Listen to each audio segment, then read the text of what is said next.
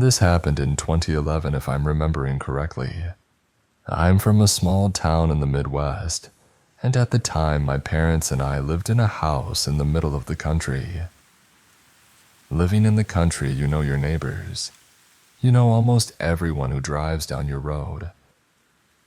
My road was a back road that mainly served as a shortcut from one small highway to another.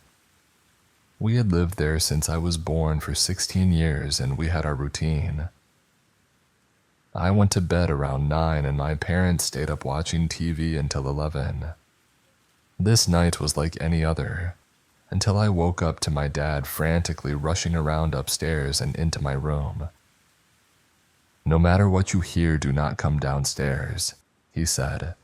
Half awake, I began to panic. I sat up in bed as my dad ran out of my room and flew back downstairs. Soon, I heard a man moaning and crying out in pain. It wasn't my dad, but since I was under strict orders to stay where I was, I clenched my cell phone, 911 dialed and ready to call. "They're trying to kill me, they're trying to kill me," I heard this man scream. Immediately after that, my dad sternly demanded my mom go get towels, saying there was blood everywhere. My heart raced, and I tried to put these audio pieces together. Were my parents being hurt? Did this guy have a gun? Where did he come from? Who was he? I crept to my parents' bedroom next to mine where there was a huge glass sliding door. I sat by the door with the lights off and listened to sirens slowly approach our house. Eventually, 2 cops and an ambulance showed up in our driveway and I was feeling relieved but mostly confused. This man was still screaming, crying, making no sense. The only clear thing he could say was that they were after him and were going to kill him. I heard the police and EMT enter the home and take the guy outside. I then decided to sit on the stairs where I could see a little more. On our new green couch was fresh blood, a few inches from the floor where an even bigger puddle of blood sat. My dad finished speaking with the police and everyone went on their way. My mom came with me to bed to give me the long-awaited explanation. She was visibly shaking and her face was white, the only color being a little blood stained on her hands that she hadn't noticed. It turns out the guy that came to our house was partying with 2 guys he didn't know in the bigger town, about 15 minutes from our house. These 2 guys were both on parole and wanted in other states. One guy was a few days away from starting a new job but ran out of money. He and his co-conspirator decided to get our guy drunk, kill him, and take his money. Well, they got a third of the way there. Next door to our house was a huge 24-acre field, completely empty and only used for cattle from time to time. No barns, no house, nothing. The 2 bad guys drove our guy out to this field and proceeded to beat him up and sliced a nice gash in his face. They used a belt around his neck to finish him off, but later told the cops that they couldn't go through with it, so they just took off and left him there. I guess our guys saw our yard light and took that as a sign we were home. We were the closest house to that field, so I guess I can understand the desperate thinking. From what my mom told me, Dad later confirmed, they were watching TV in the living room, with Dad absent-mindedly flipping through a motorcycle magazine. They heard a polite knock on the door. Dad got up and saw our guy through the screen door, looked him up and down, saw the blood and the belt still around his neck, and cautiously let him in. As he was doing this, he told my mom to call 911, and she promptly did. But the second our guy set foot in the living room, he panicked and screamed bloody murder. Dad said he was inconsolable and couldn't get words out. The guy wouldn't tell Dad his name, but eventually was able to get out the fact they were trying to kill him. That's when Dad ran upstairs to me. We later found out the cops went back to the bigger town and found the 2 guys at one of their apartments, sitting in armchairs with blood all over them. Apparently, they didn't put up a fight and confessed to everything. they were immediately taken to jail. We never found out what happened to our guy other than that he was simply okay. My dad had to go to court a few months later to share his witness account, and we moved out of that house about 2 months after the incident occurred. We're now very cautious of anyone who sets foot on our property, and my mom spent a good week or two sleeping in my bed with me because I was having nightmares. So Guy, I'm glad you're okay, but as for you and your friends, let's not meet.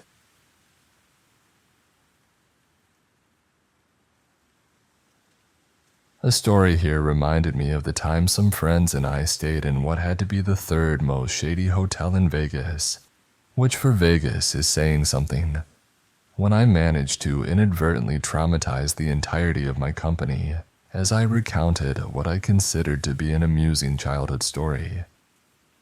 The hotel itself was a bit of a nightmare, as everything was bolted down and none of the doors locked, but I digress.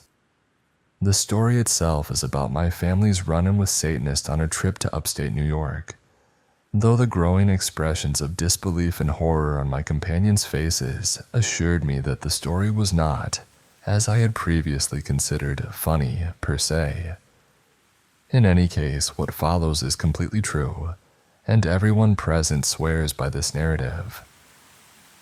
When I was 5 years old, we took a road trip, as was common in our family, up to upstate New York to see my grandmother on my father's side, as well as to tour around the countryside a bit. There we were in rural upstate, away from the region where my grandmother actually lives, and we were planning on staying in a bed and breakfast my father had booked ahead of time. It had been an unexpectedly long drive due to weather complications, and when we found the B&B in question, we were all quite tired. We went up to the door to check in, and a woman missing her 2 front teeth on both jaws answered. She invited us in but warned us that they didn't have any room for the night as they were booked solid. My father protested that he had made the arrangements in advance, but she said she knew another hotel that had vacancy just up the way, and she would give them a call. She assured him they would offer the same rates, but first, she insisted on showing my parents around, as her husband was an artist, and she wanted to show them his studio and famous artwork.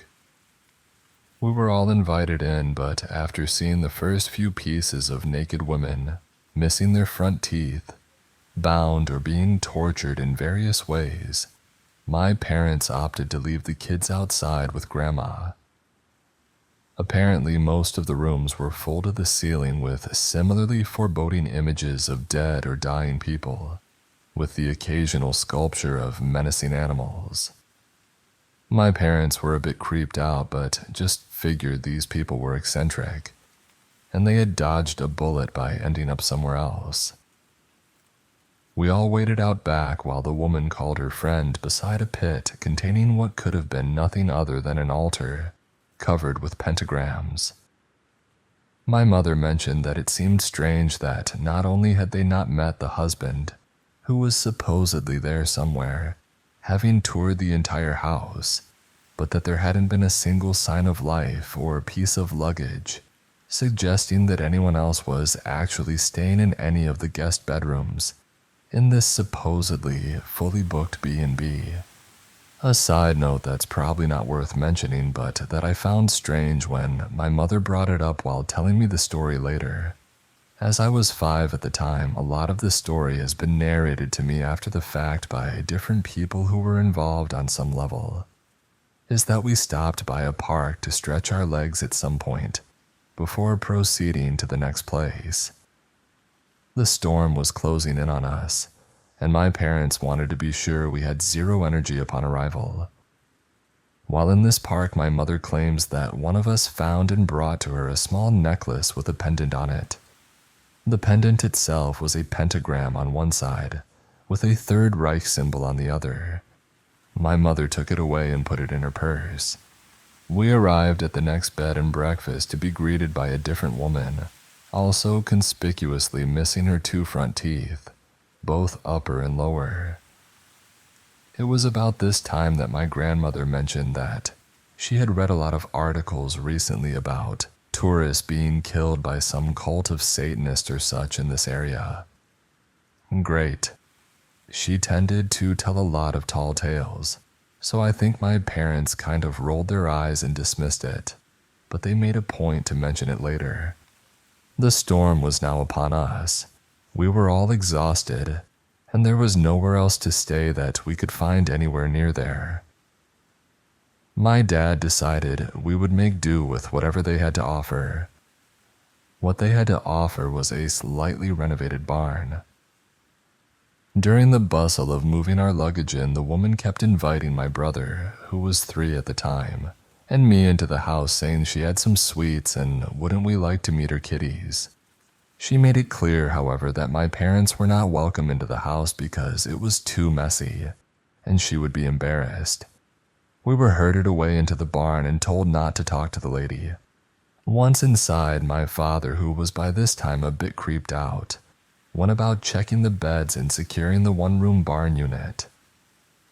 The windows had no coverings whatsoever and the doors had no locks. We placed pillows from the couches in the window frames, and my dad grabbed a dresser against one wall to block the door. When he went to move the dresser, he discovered it was on wheels, which were completely silent. He also noticed that the wall behind it moved a little when he shifted the dresser. When he scrutinized the wall, he found a seam. He pushed on the wall and it gave way, 2 invisible doors opening outwards into the night. Just outside was a dark-colored van that had been backed up to the opening. Livid, my dad went about rearranging all the furniture in the room, stacking the heaviest objects against the outward swinging doors, and moving the mobile dresser with various loud objects behind it against the main door. When he had completed this and we were all starting to settle down at about 11 p.m., the woman brought us fresh-baked blueberry muffins. Now, as I mentioned before, I don't remember much of this trip, but this is one element I have a vivid recollection of. With the inclement weather and the rush to find a place to stay, complemented by the lack of restaurants or nearly anything in the area, we hadn't had what one might consider a proper meal. When you're 5, dinner is very important. The muffins were fresh baked and smelled heavenly. I wanted one, more than I wanted anything else in the world. However, presuming, probably correctly, that they were poisoned or that something was seriously wrong about them, since this entire situation was beginning to feel like a horror movie, my mother absolutely forbid us from even going near them. She put them on a high shelf and sent us to bed. I went to bed hungry and irritable. Only 2 things happened that night that I can recall. My parents slept very lightly, if at all, as you might imagine. They claimed they kept hearing talking outside. My sister woke us all with a blood-curdling scream around 1 a.m. for reasons unknown, as she was usually a very quiet baby. When my parents got up and milled around for about an hour trying to get her back to bed, my mom noticed something on the wall as she was walking her around and called my father over. What I would later learn was that the picture hanging to one side of the door, which during the daylight seemed to be logs in a recently extinguished fire pit and a tranquil forest scene, was by night unmistakably burning corpses with a hooded, smoky figure looming over them. We got up the next morning, packed up early and waited for the lady to get up so we could pay and leave. While my parents were packing the bags, the woman came around back and gave both my brother and me small wooden cats carved into the form of napkin holders, each a different color, with little notes written on them. As my father was paying after loading us into the car, my mom began kicking the gravel around on the drive absent-mindedly. The woman came over to say goodbye and waved to us with her gapped grin, and my mother noticed that she was trying to discreetly recover the tiles she was uncovering under the gravel. Before driving off, my mother got back out of the car and uncovered one of the tiles. She claims it was the same pentagram with a Third Reich symbol within it that she had seen a similar version of in the park, prompting her to notice, as we drove away, that the necklace was no longer in her purse. The likelihood of it simply falling out of the purse pocket she had placed it in was, as she put it, quite unlikely. People listening to this story seemed appalled at the fact that I still have that little wooden cat that the nice lady gave me sitting in my bedroom. I know this all sounds very strange, but I can only assure you that it matches well with my memory of the events, and all of the adults who were there tell the same story, and 2 of them are not known to extrapolate at all. Personally, I'm glad it's just a weird story we look back on with confusion, and that nothing stranger happened that night. Update. According to my mother, whom I spoke to today, it was near Millbrook, and one was a farm, the other was an old mill. I actually found the website for the B&B. It's still running, but with different owners. I don't know that I should post the link, however. They seem like nice people who have improved it quite a lot.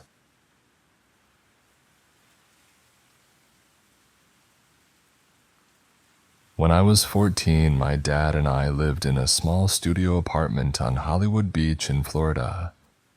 We didn't have much money, but we treated ourselves to takeout every other Thursday night from the same Chinese place a few blocks away. The restaurant was family-run, so the same guy came to deliver the food every time. We later found out he was the adult son of the woman who owned the restaurant. It was my job every other Thursday to answer the door and pay for the food while my dad found something on TV for us to watch while we ate. And never once did this unassuming Asian guy ever give me a reason to feel uncomfortable. He was short, tan with gray hair and glasses. I was friendly but not talkative. At 14, I was still in my shy stage. We never had a conversation other than the usual hello and have a nice day. During that time, I was home alone a lot. Both my dad and I felt that 14 was old enough for me to spend a few hours home alone in the afternoons after school. I was also very close with the woman who lived next door and her goddaughter, so I would spend a lot of time over there when my dad wasn't home. I walked home from school as well. One afternoon, about an hour after I got home, the phone rang. This was around 2004, so having a house phone was still common. Ours was set up on the side table in the main room of the studio apartment. I answered it, and for a moment, I thought no one was going to speak because there was a long pause. Then a sort of stammering that I couldn't understand, followed by, "This is Alan." The voice was barely understandable due to a heavy Asian accent. I say Asian because I'm not sure if it's okay to assume they were Chinese just because they ran a Chinese restaurant. By now, you probably know that Alan is the Chinese delivery guy, but at this point, 14-year-old me was confused. Who the hell is Alan? I say something like, what? And he clarifies, "Your delivery guy, Chinese delivery." Now I'm even more confused. What does Alan the delivery guy want? He goes on, did you, order food? No, we did not, and I tell him so. He's quiet for another moment, then asks, "Are you home alone?" My heart dropped into my stomach. Now I'm pretty sure I know what Alan the delivery guy wants. And yes, I was home alone, but I wasn't about to let him know that. My first instinct was to tell him my dad was home, but his work van wasn't outside. I realized Alan had been to our house enough over the years to know my dad's van, and if he drove by, he'd know my dad wasn't home. "My uncle is here," I say, and immediately think it's a horrible attempt at a lie, and Alan is going to know that. "Why?" I challenge him. He's quiet again for a moment, then makes a statement, not a question. "You are home alone." I am stunned and have no idea what to say now. As I'm trying to think of something, "Never mind," he says and hangs up. I'm so weirded out and scared at this point that, even though part of me thinks I actually scared him out of whatever he had planned, another part of me says, "Go lock all the doors." So I do, front and back. By the time I get back to the front room from locking the back door, I look out the front window and see a car parked in the driveway. It's Alan, just sitting in his car. The windows are rolled up and lightly tinted, but I can see him behind the steering wheel just staring at my front door. 30 seconds later, the house phone starts ringing again. I don't answer it. Alan stays parked in the driveway for about 5 more minutes. I stand looking out the window the whole time, thinking to myself that the second he gets out of the car, I'm going to grab a knife from the kitchen. Such a dramatic young woman. The house phone rings one last time. I don't answer it. As soon as it stops ringing the second time, I pick it up and dial 911. I'm terrified, but not because of Alan. I'm afraid my dad will be angry with me for calling the police. It's a completely different story, but he and the law haven't always been on the same side, and I was raised with a sort of subliminal aversion to the police, and the idea that anything I couldn't handle myself, my dad could handle for me. Alan drove away while I was on the phone with the 911 operator. I was in the middle of telling her he was calling the house and parked in the driveway when he just put the car in reverse and sped down the street. The police took a statement from me when they arrived, then sent me next door to hang out with the neighbor and her goddaughter.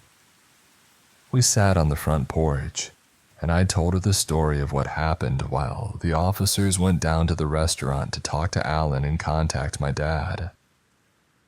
In the end, Alan was able to get off with a warning by telling the officers there was a confusion, and he thought we had ordered food, which his mother confirmed.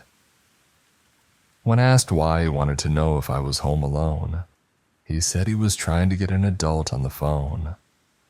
The police told him that someone else would have to make deliveries to customers in my area from now on, and that Alan needed to keep his distance. In all honesty, I think it was my dad's phone call to the restaurant later that really made Alan realize he'd messed up, not the warning from the cops. He was fuming when I told him the story, as I imagine most fathers would be. He called the restaurant and spoke to the woman who owned the place first, then somehow convinced her to put Alan on the phone. What followed was one of the greatest conversations I've ever heard. Even though I only heard my dad's side, nothing makes you feel more loved than your dad in macho protection mode. My dad threw insults that I had never heard before, and I was in middle school, a kingdom of insult connoisseurs. I knew it was a very serious situation, and I knew my dad was really angry, but I was in the background stifling my laughter into a pillow. At one point, my dad asked Alan what the heck he was thinking driving over here. Alan responded something about being lonely, and my dad said, "If I ever catch you on this street again, Alan, if I even hear that you were near this street, I will make sure that you are lonely for the rest of your life." We stopped eating Chinese after that.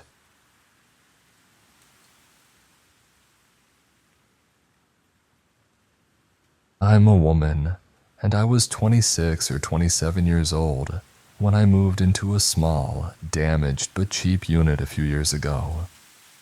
Problems started right away.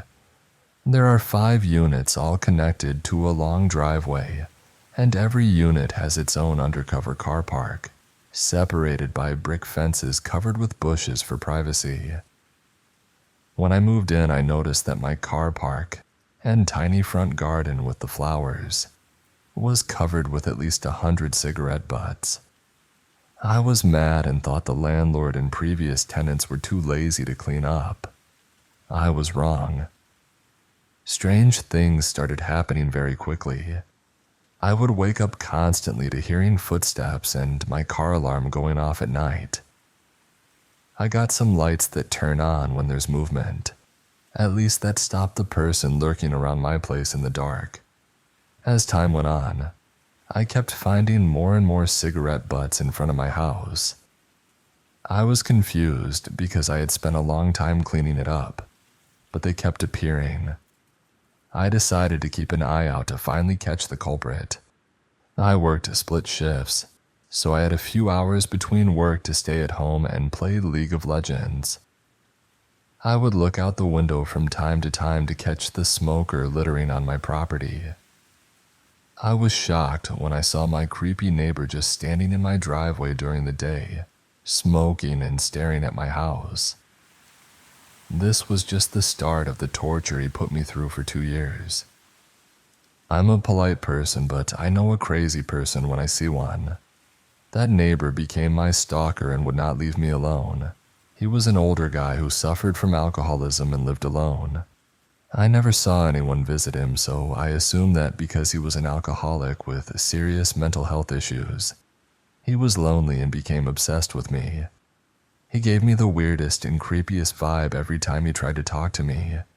He would say strange things and get angry if I said something he didn't like. I tried to ignore him, but living right next to each other, avoiding him wasn't an option.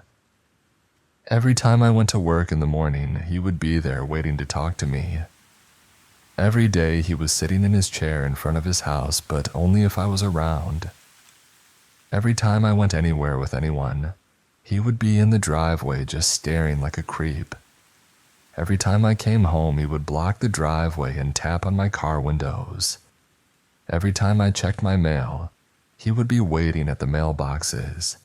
Every time I took the bins out, guess what? He would be waiting for me. He would constantly give me gifts and nonstop invite me over for coffee. He knew I had a boyfriend but didn't leave me alone. I couldn't catch a break. If I was doing anything in the front or back, he was always there peeping. I couldn't hang the washing in the backyard without him watching me. I couldn't have the curtains open in the living room without him lurking around the front looking in.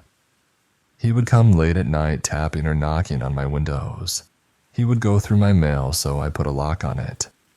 He would take off the no junk mail stickers.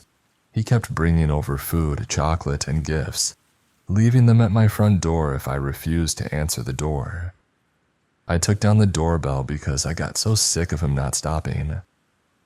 Every time my boyfriend came over, the creepy neighbor would harass him. One time, he even damaged my boyfriend's car. I became isolated because I couldn't leave my house. I didn't feel safe. I couldn't have people over because my female friends felt uncomfortable with the old man staring at them in the driveway like a predator. And I could barely have my boyfriend over without him being harassed by that freak. I lost my job and my friends.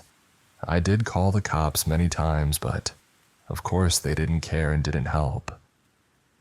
In Australia, there are no laws to protect you from stalkers until they kill you, and it's almost impossible to get a restraining order. I was away on a holiday for 5 days just to get away from that creep. And when I came back, another neighbor, a nice old lady, told me that the creepy neighbor had been seriously injured and was taken away by an ambulance. Unfortunately, he survived. Thankfully, he wasn't around for a while, and I started going to school to get my life back on track. A few months went by and he came back. He was more aggressive than ever.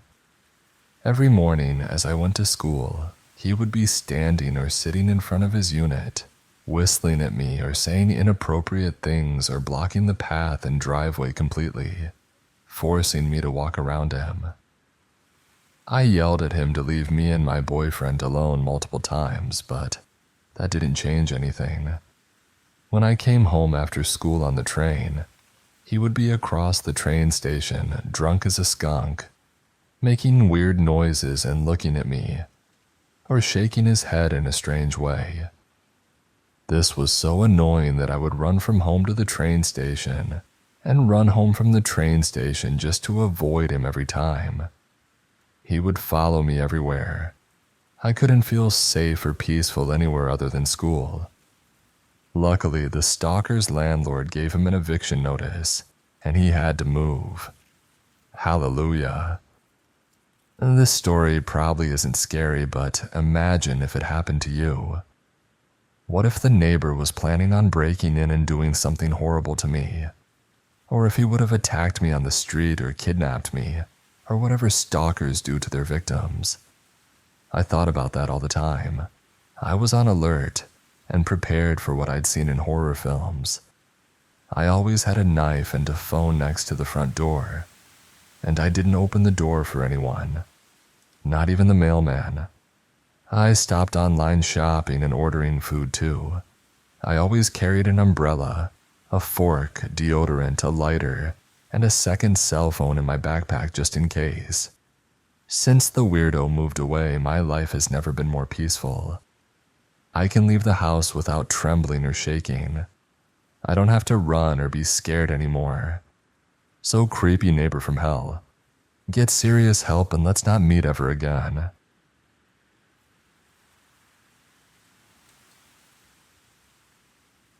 A few years ago, I finally obtained the Holy Grail. I bought my first car. Since I was a bit late to the whole car thing, relying on public transportation well into my 20s, I treasured that car. This story is about a series of events surrounding it. It was the spring of 2011, and I remember I was about to leave for work that morning. I walked out the front door to find all of my windows busted out, and the contents of my car, just a few death or black metal CDs, scattered all over the floor. Now, this isn't a bad area, so I was at a complete loss. I started gathering what I could after filing a police report, and that's when I realized the garage door opener was nowhere in sight. My dad has always been adamant about never leaving the garage door opener. The car didn't have a built-in option in the car overnight. As I stood there in a state of shock and violation, I kept replaying my dad's words over and over again in my head. I don't know why it didn't occur to us sooner. Maybe because everyone in the house needed their own garage door opener for their cars.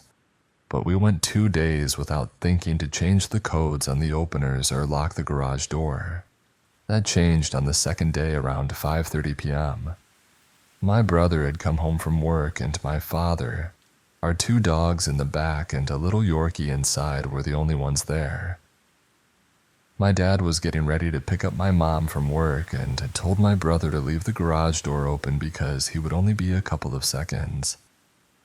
My brother recalls that only a few seconds later, the Yorkie started barking his little head off. That's when my brother heard it, the sound of the garage door opening and closing. To this day, we don't know what triggered the Yorkie's barking, but when my brother realized what was happening, he yelled for my dad, and they both rushed out to the garage to see what was going on. If you look to your left while standing in the driveway, about 200 to 400 feet away, you'll see a fence and behind it, an alleyway used by the city's waste disposal service. It's usually pretty quiet, except for the rare occasion when there's a vehicle idling there. That day, there was. My brother and father saw the men inside the vehicle, a traditional creepy white van. According to my brother and father, the men appeared to be pointing something in their general direction. The door attempted to close one last time while they were standing there, and the van began to creep slowly toward them. The men were both bald, with tattoos all over their bodies, including their faces. My brother described them as very unsavory. Once the van reached the end of the block, they sped off toward the highway, which wasn't far from the house. To this day, my brother and father are convinced these were the same men who broke into my car a few days earlier, and they were most likely looking for a way into the house. Now, I wish the story ended there, But about a month after the first break-in, my car was broken into again. This time it was vandalized in a peculiar way. The seats and seat belts were rearranged in a haphazard fashion, completely wrapped around the headrests, and the gasoline tank had been opened with a rag deposited inside. The feeling of violation was almost unbearable. After taking the car to the body shop and dropping it off, I went home with my sister who lived nearby. When we got to my house around 6 p.m., we were standing in the driveway talking when a young boy, maybe 8 to 10 years old, approached us on his bicycle. The boy started asking questions like, "How many people live in the house? And whose cars are those?" while trying to look into our garage and edging closer to the kitchen door which led from the garage. I sternly told the boy that it wasn't any of his business, but it didn't faze him. He kept asking, and we insisted that he leave. My sister asked him why he needed to know, and he replied, "My friends want to know." Then he casually rode off, looking back at us every so often until he was out of sight. Call me paranoid, but I can't help but think these events were related. Maybe not so much with the boy, but I've heard of cases where children are used as scouts to gather information. Both the men, according to my family members' descriptions, and the boy seemed completely out of place in our neighborhood. If everything lines up, the next question is disturbingly clear. Why us? We don't have enemies and we don't own much. We're just a middle-class American family. Needless to say, we purchased a firearm, changed the codes on almost everything, including the alarm, put one of our dogs in the kitchen next to the garage to keep watch, and had many sleepless nights afterwards. No one ever came. But had we not been prepared, I shudder to think what could have happened.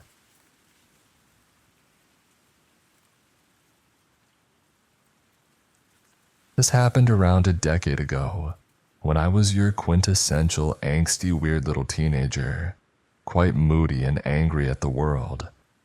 Ironically, I think that is what ultimately saved me, but the guilt doesn't leave me. I have never fully shared this with anyone before. My family lived in one of the nicer neighborhoods of my city, and unfortunately muggings weren't uncommon. However, to my knowledge at the time, none had resulted in anyone's death. I wasn't really following the neighborhood news, or any news really.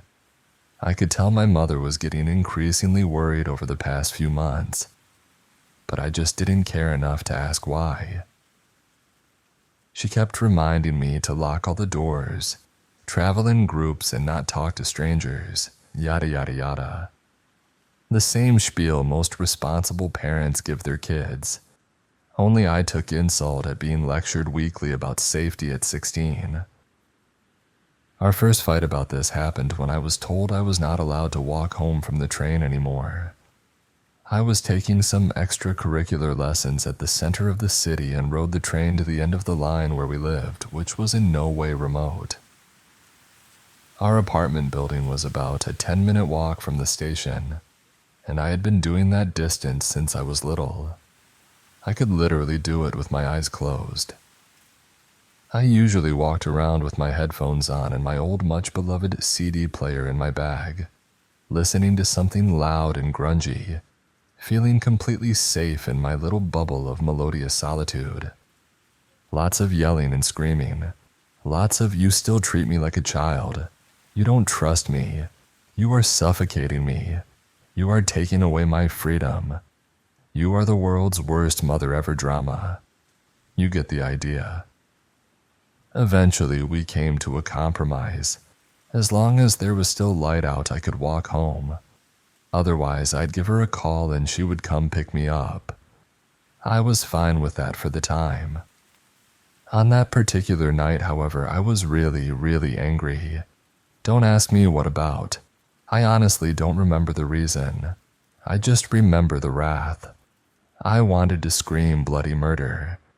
And the feeling got even more exacerbated when I realized I had to call my mommy to pick me up. Nope, no way I was doing that. Didn't matter that it was raining. I wasn't a baby or made of sugar. I got out of the train, ignored the heavy rain, and marched straight home. On the outside, I must have looked like a normal 16-year-old listening to some music while hurrying home. But on the inside, I was preparing to crush my enemies, see them kneeling before me and hear the lamentation of their women.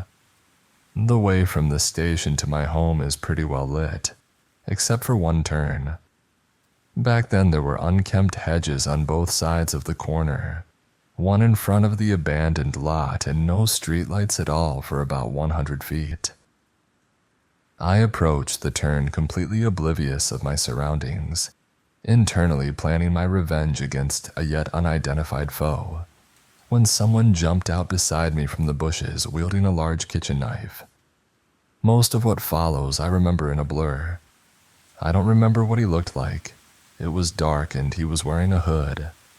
I remember he smelled strongly of medicinal alcohol, but I honestly don't recall him saying anything.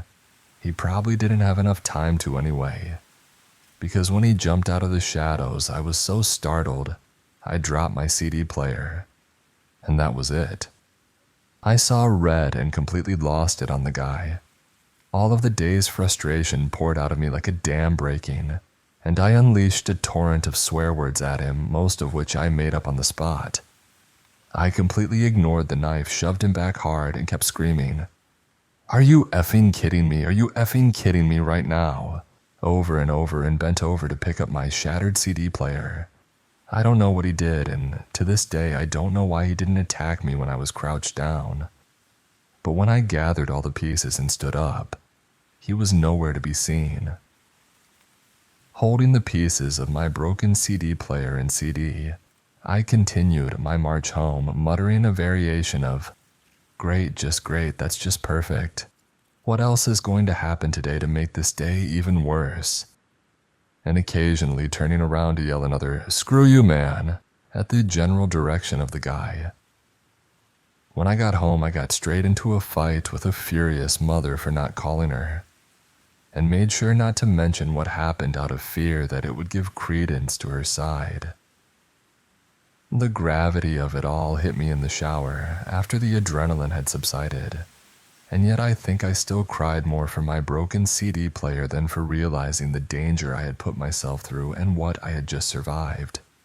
It all came crashing down on me 2 days later, when one of my neighbors was found stabbed in the lot behind the hedge where I was attacked. I didn't know her that well.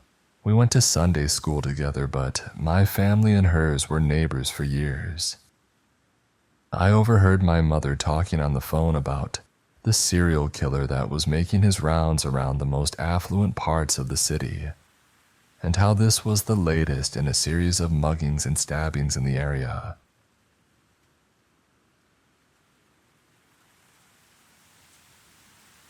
This happened to me back in 2007. I was 9 years old and my brother was 14. My mom had sent us out of the house with about $30 to go to a movie and maybe get a bite to eat afterwards. After watching the movie, it was getting pretty dark and I was ready to go home. But my brother wanted to get something to eat first, and we agreed to walk to McDonald's, which was only a couple of blocks from the movie theater. On our way there, we were stopped and approached by a man. He had a friendly smile plastered on his face, and he was holding his child's hand. There didn't seem to be anything off about this man. He was average looking and seemed to be nothing more than a father having a day out with his son.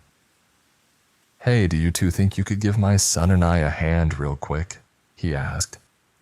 "We need help loading a mattress onto the back of our truck. The truck is just up the road." "Sorry, but we don't really have time," my brother said. It was at this time I noticed the little boy. He was about 8 years old and he looked abnormally thin. He had a blank expression on his face and wore clothes that were much too big for him.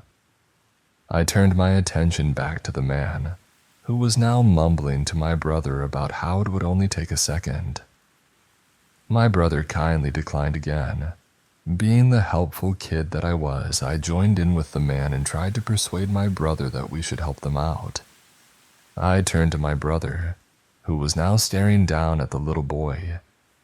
My brother had a disturbed expression on his face as he looked down at the child. The child stared back at my brother blankly. I didn't understand why my brother had that look on his face. He grabbed my hand and said, "I think that's our mom over there."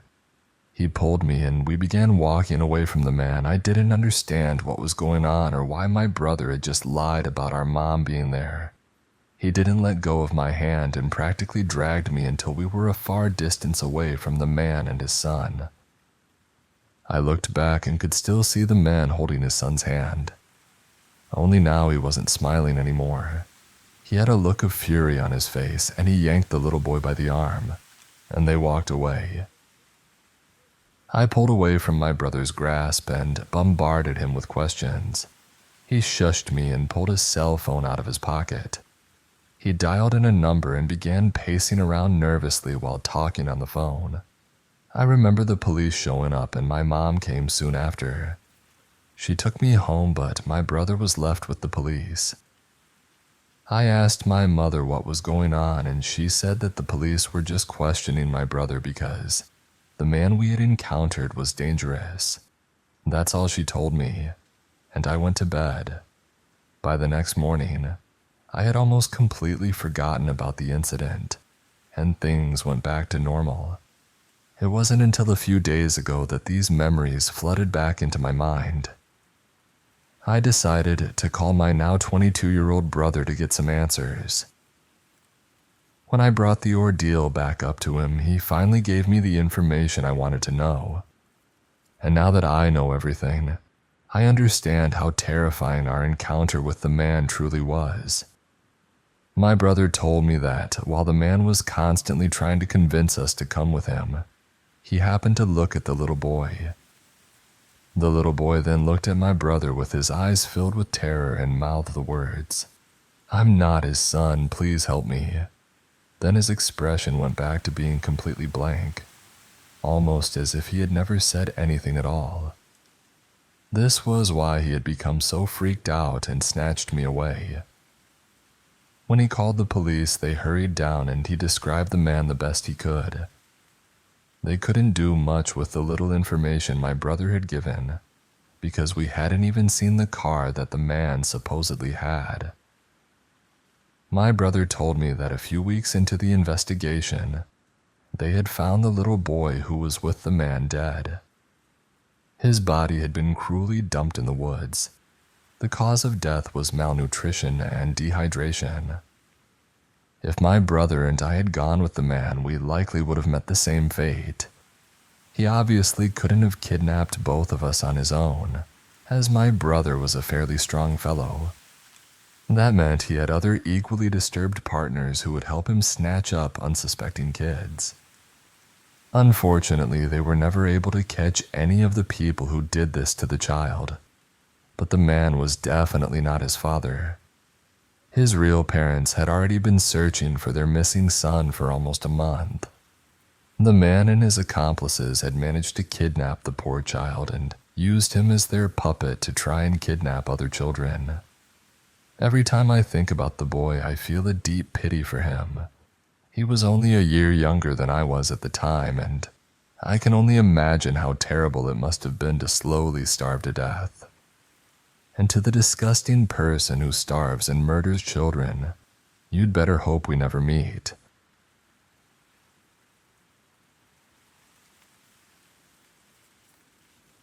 Okay.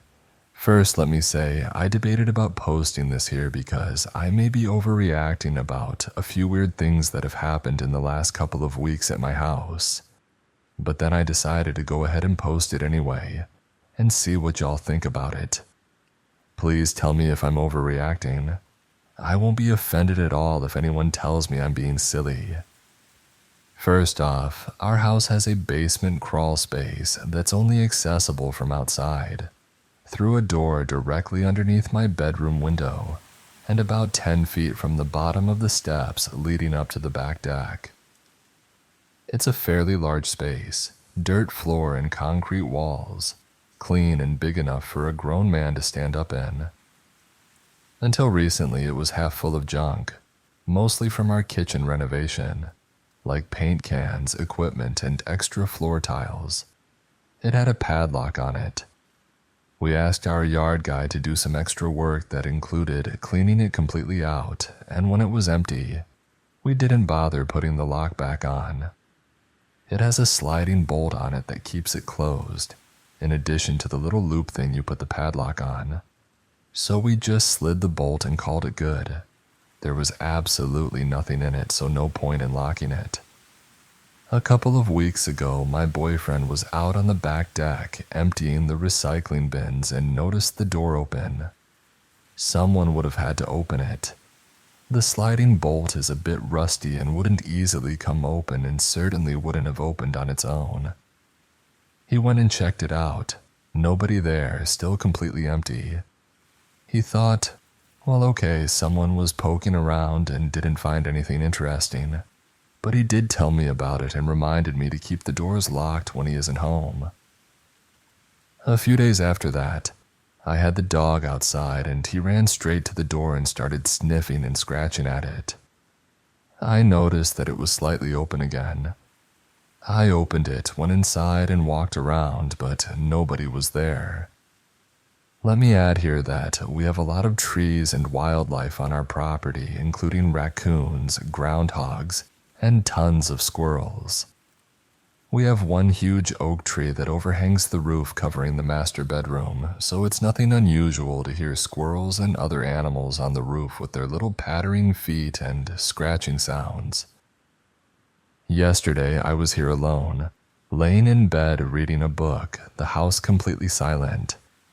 Usually the dog will lay in bed with me, but he was acting fidgety, pacing, and just being weird. I was hearing the usual late afternoon squirrels or whatever on the roof, but then I heard a noise that was clearly the crawl space door creaking open. It's directly underneath the window to my right, so I stood up, crept over to the window, cracked the shades a tiny bit to peek out, and I saw a guy starting up the steps to the back deck, having just exited the crawl space. I immediately said, oh hell no, dropped the shades and headed up the hall directly to the door he was heading for to confront him.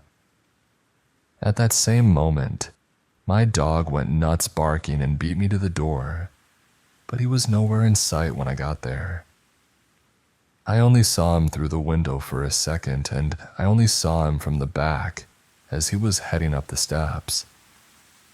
He was wearing a ball cap, so I couldn't even say what color his hair was. I'm guessing my dog scared him away. But what the heck was he doing walking up on my porch in broad daylight with someone obviously home if he hadn't planned on knocking on the door? And no one would knock on that door anyway. People come to the front to knock, not walk all the way out back in the trees in the backyard. I waited a few minutes and then got my pepper spray out of my purse and went to investigate. Sure enough, the crawlspace door was open again. No one inside. When my boyfriend got home, he put the padlock back on it, then got my gun out of the safe where it's been for years, and insisted I keep it under the mattress on my side of the bed. I only agreed to that after he loaded it with rat shot because I don't think I could shoot a human being, not even in self-defense, and rat shot won't do much more than scare someone with the noise of the gunshot. He was highly pissed at me that I went by myself into the basement to check things out. But I'm more angry than frightened. I don't know if I'm overreacting, that just because someone had been inside the basement a few times, I automatically assumed that the man I saw was responsible and meant harm. I'm fairly certain he did come from there though, because I definitely heard the door open just seconds before I saw him on the steps. With it locked up now though, if someone had been routinely in and out, that will stop. Like I said, I just don't know if I'm freaking out over nothing. I'm keeping my doors locked just in case.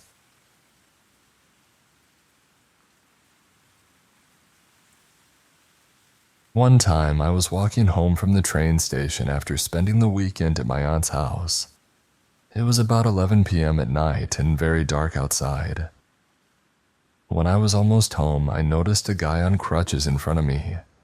He was walking in the same direction, and then stopped every couple of meters to turn around and look at me before continuing to walk on. Since he was walking with a limp, I quickly passed him. When I did, he stopped walking and grinned at me in a very creepy way. I kept moving.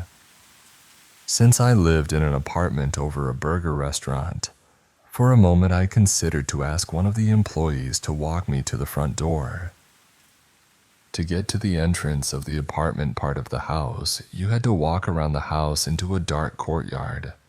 But I didn't ask because I thought, what could possibly happen? The guy is on crutches, and I didn't want to seem childish. So I was walking through the courtyard of our house and wanted to pull out my keys while walking. Suddenly, I couldn't find them in my handbag. I realized I had thrown them somewhere in my travel bag because I didn't want to lose them from my handbag while staying at my aunt's and being out with her all the time. So, still standing in the middle of the courtyard, I had to search the whole travel bag for the damn key.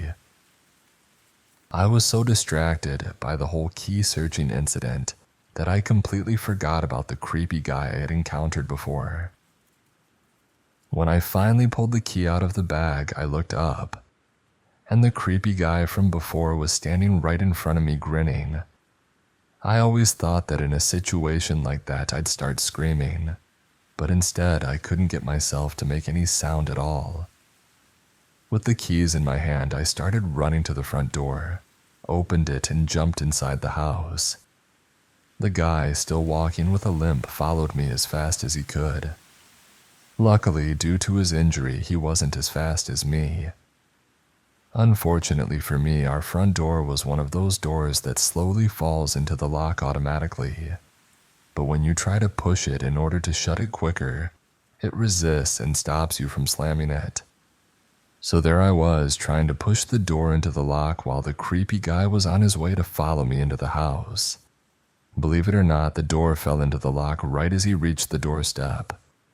Through the glass door, we just looked at each other, both breathing heavily from the race. He looked quite disappointed. I quickly ran upstairs to my apartment and locked myself in. Later that night, I looked outside my window and saw that same man walking up and down the road in front of the house. He stayed there for about 3 to 4 hours after the incident. I can't tell you what it was that made me not call the cops. I guess I thought, after all, nothing happened, what can they do about it? After that, I didn't feel safe in my home anymore because I knew that he knew where I lived. I only left my apartment when being picked up or dropped off, and made sure to be home before it turned dark every day for 2 weeks. Finally, I decided to go to the police and tell them about it, to ask whether they could keep an eye on the neighborhood for a bit. I went to the police station, and it went down exactly as I'd feared. They took notes and said, "We can't really do anything about it now. You should have called before, but we'll make a note." A couple of days passed, and suddenly I got a call back from another police officer who asked me a lot about what happened. He then told me that they had been looking for the guy on crutches for months already, because he had assaulted several girls in our town, followed them into their apartments, and even slept in front of their doors. He had been in police custody before, got out, and violated probation. He had some kind of mental illness too. The police officer told me to immediately call in case the guy showed up again. Luckily, he never did. It was only then that I understood the seriousness of the situation and realized that I most likely escaped an attempted assault in some way, just by an inch. I didn't really believe myself that the whole thing had actually happened until the police officer called me back. This was 5 years ago, but I still think about it from time to time, and it still gives me the creeps. Hey, creepy guy, let's never meet again.